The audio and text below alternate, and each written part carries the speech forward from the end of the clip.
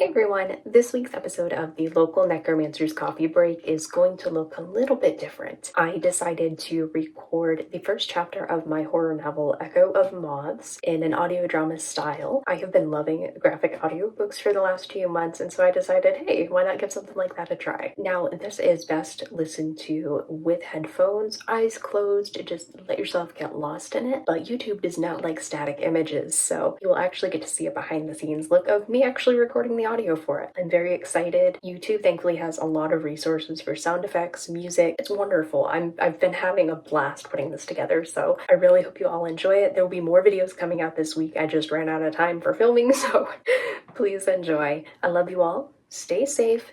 Drink lots of coffee, don't get possessed. I forgot the complete order of all this, but you know what to do. Oh, and if you, find a woman in a coffin in the woods, maybe save her. She might be pretty nice. Love you guys. Welcome to the voicemail box of your local friendly necromancer. Our hours of operation are Monday through Friday, 12 a.m. to 3 a.m. Please leave a detailed message on which human, animal, or vicious hellbeast you would like to resurrect. Your call will be returned within 3 business days to book an appointment. Please ensure to have your down payment of your soul or firstborn child, or the soul or firstborn child of another being if you do not have one, at the time of your appointment.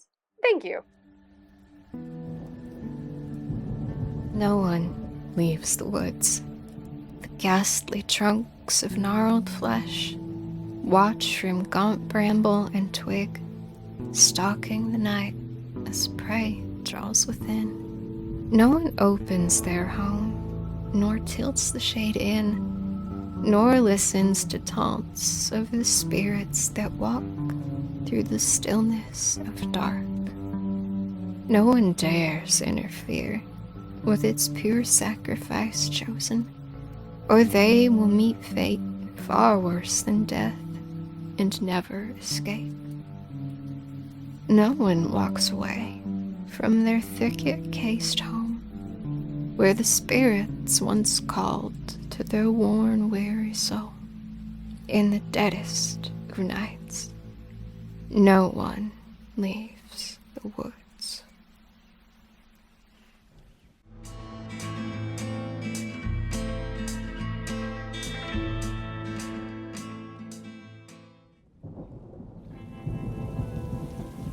The man arrived on an afternoon like midnight, when his mud-laden boot tore a hole through my coffin. Splintered wood assaulted my legs. Its sting penetrated my bare skin, where the tattered remnants of my gown offered no protection. Foul language streamed through the opening, baritone silk muffled by dry, rotted wood. I said nothing, did nothing. My body, still as death, fell deeper into rigor mortis's grip. This man, with boots that had trekked through more than the fresh slop splattering my legs, would not save me. He would keep walking as all the others had before him. His boot retreated to make room for the rain, pouring ice-cold rain. It washed down in torrents, dampening the wood and filling my coffin with the earth's pungency.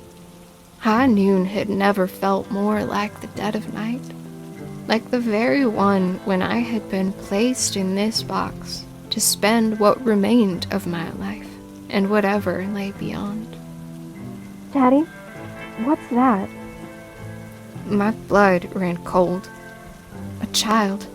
Small, possibly male, with a voice too playful and joyous. I imagined my skin turning as green as the ivy laced into the wood grain. It was simple to forget how easygoing some children could be. They had not suffered a fate of blood and pain and... Don't touch anything. The man's voice was rolling thunder. A small hand no sooner entered the splintered hole when it was pulled away by one much larger, calloused, dirt-encrusted. Lightning flickered, and from the opening, ghastly fingers slithered along the shards. I blinked, and they were gone. In their place was a scream, one so deep and weighted with dread that it must belong of the man. His shadow blocked the hole where his foot penetrated. It filled the coffin with darkness so suffocating that the occasional lightning strike burned my retinas. I winced at the pain, and my legs jolted from post-mortem stillness. Sharp wooden fragments painted crimson trails across my flesh. The man's rugged fingers curled under the edge of the hole. Can you hear me? I'll get you out, if you're alive. It wasn't until the breath hitched in my chest that I realized I had been breathing at all. I grasped at my torn clothing with stiff, trembling fingers. Everything ached. My spine rocked against the bottom of the coffin, not bothered to be lined with bedding or even a pillow to shield my scalp from splinters. Moss, vine, and bone brushed my skin with every movement. Chrysanthemum petals withered alongside my body, their earthly scent lost to time. Snapping wood rained an onslaught of slivers. The man ripped away a section of my coffin's lid with a grunt. Whether it was the shard or his foot that slammed the ground above, I wasn't sure. Too damn slow. It had been ages since I'd heard a voice so driven with worry rather than malice. The last one. My mind went blank. Whose voice was the last I'd heard, filled with sadistic glee as I had been nailed into my prison? The sound of hammering against wood still filled my senses as a blurred face hummed and grinned, as if the figure hadn't been sealing me away to rot. I was barely 19, with an entire life before me, although every detail was fuzzier than the last, fading behind the silhouette of the one who'd driven it to an early end. Each nail matched my heartbeat, the hammer a weight against my chest. Cracking ribs, filling my lungs with blood and mind with panic.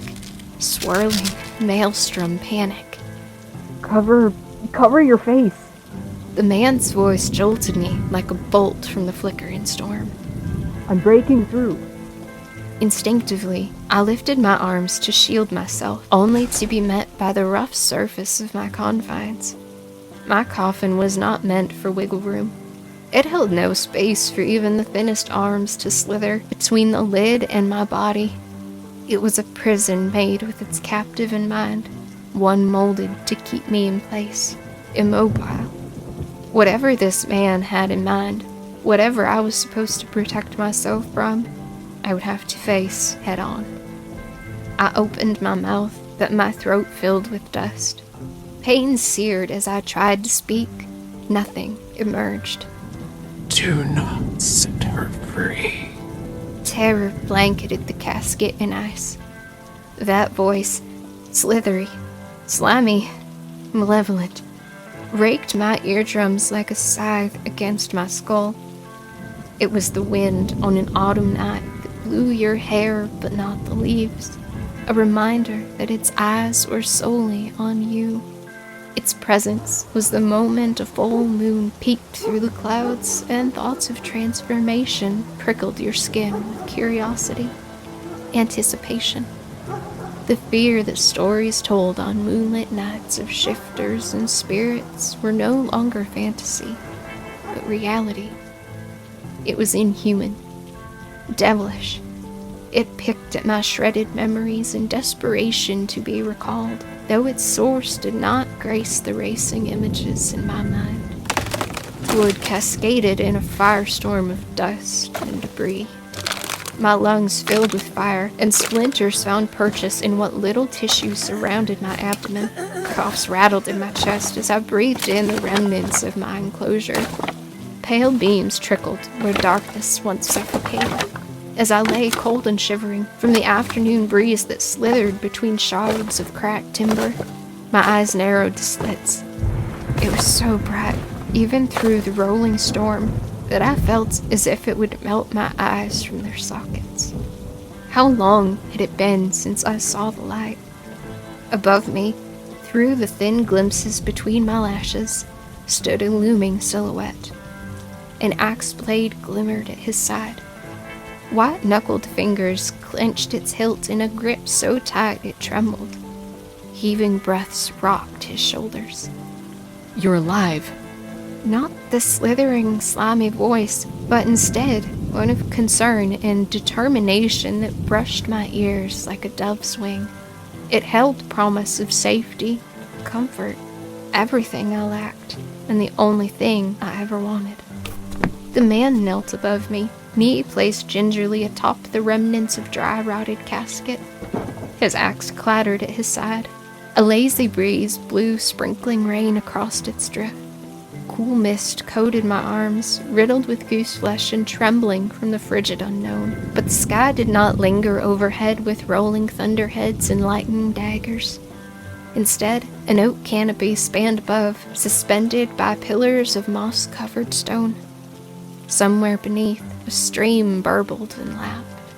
The man's hand extended in a silent plea to aid me from the shallow grave, and shallow it was. Only fragile wooden planks, broken underneath his muddy boot, separated my coffin from the land of the living, from this stranger's promise of hope. I grabbed that promise before it could slip away.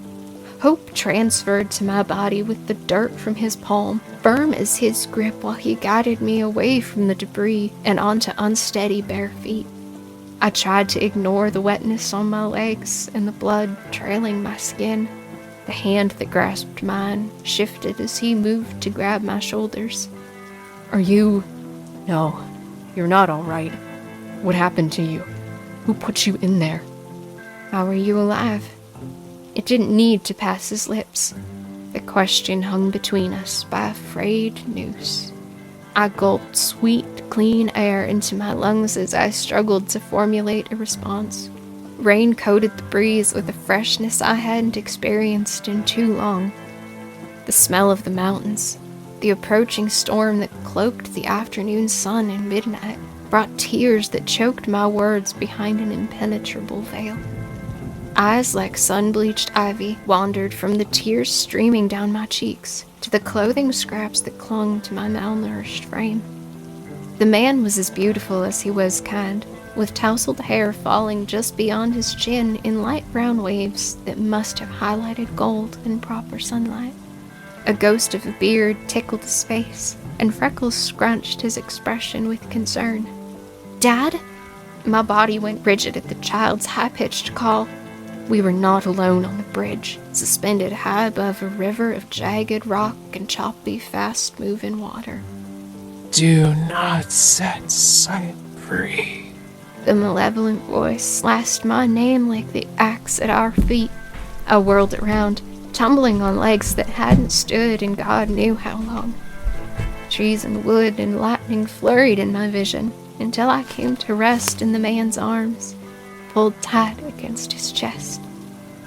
His heart hammered through the dirt-smudged flannel buttoned over his knit sweater.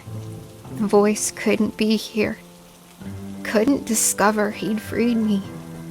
Next, it wouldn't just be me in a shallow grave, though I knew he would not be alive in his. You're okay. The man crooned softly, thumb stroking my arm. It's going to be okay now. We'll get you somewhere safe. Safe.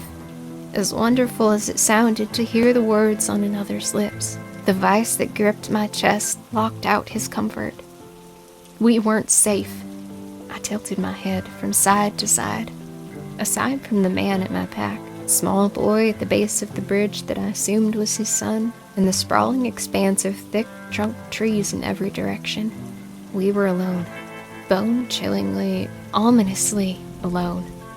Slowly, I pulled myself from the safe man's arms, from the smell of dirt and grass off his rain-soaked clothes. A hint of cologne followed me, buried beneath the earthy tones with a hint of sandalwood. I turned back to its source and took in the ethereal eyes that did not seem fitting for a man wandering these woods. I opened my mouth to ask who he was, why he'd come, but no sound emerged. Fire seared my vocal cords. I winced, resisting the urge to grasp my throat. The man shifted, taking a hesitant step backward, yet the tension in his body told me he was prepared for me to run at the wrong movement. I'm Locke, he said softly, placing a hand to his chest. The little boy over there is my son, Tegan. My gaze wandered to the child, who clung to the outermost stone pillar. Curiosity seeped from him with every playful scuff of his right shoe against the grass beyond the old bridge. He was so happy, filled with such wonder that it permeated the air in his wake. When another shiver rattled my bones, Locke unbuttoned his flannel and shirked it off. He held it open for me, but I hesitated. Locke smiled. You could use it more. Come with us. This storm doesn't seem to be clearing up anytime soon, and you shouldn't catch your death out here. He winced, as if only realizing the poor choice of wording. Our house is dry. Mom is likely baking cookies as we speak. Cookies. It felt like centuries since I'd even smelled one. Maybe it had been. The thought chilled me to the bone. It couldn't have been that long, but time seemed to warp inside the bridge, and with my memories escaping, I had no way of knowing. I turned and allowed Locke to wrap the shirt around my shoulders, where I slipped my arms into the 2 big holes. It was warm, just as much as he appeared, and hinted of the same sandalwood that drifted through the earthy smell. Dirt streaks marred the fabric, but I didn't mind. It was intact and shielded my upper body from the chilly breeze. I couldn't say the same for my once white dress, stained crimson and brown and riddled with shreds. Once I pivoted back to him, wrapped in the embrace of true compassion, I took the hand he offered. Locke led me carefully across the bridge, stepping before me to test the creaking boards for unstable rot. We reached the dirt trail beyond without an issue. Rain trickled atop our heads as we traded the bridge's covering for overarching branches. Thumb swiping across the surface of my hand, Locke squeezed my fingers gently. It won't be long. We know all the shortcuts. I only nodded, swallowing down the gravel that piled in my throat. Blades ensnared my vocal cords. Strangling emotion only worsened the sensation. I wanted nothing more than to thank the strange man for rescuing me from the forces that may have still roamed the trails we walked, or at least warn him of their presence. Do not leave your grave. This time, even breathing cut my chest with knives of dread. I knew that voice, recognized the hate in its tone, and now it was close enough that I whipped my head, expecting to find lips pressed close to my ear. Empty woods met my gaze. Its words radiated from everywhere and nowhere all at once. But still, I kept walking. My bare feet plodded the muddy path in stride with the tall man whose guiding hand held me steady. If I didn't keep moving, they would find me, and I refused to return to the shoebox I'd called home. No one leaves the woods.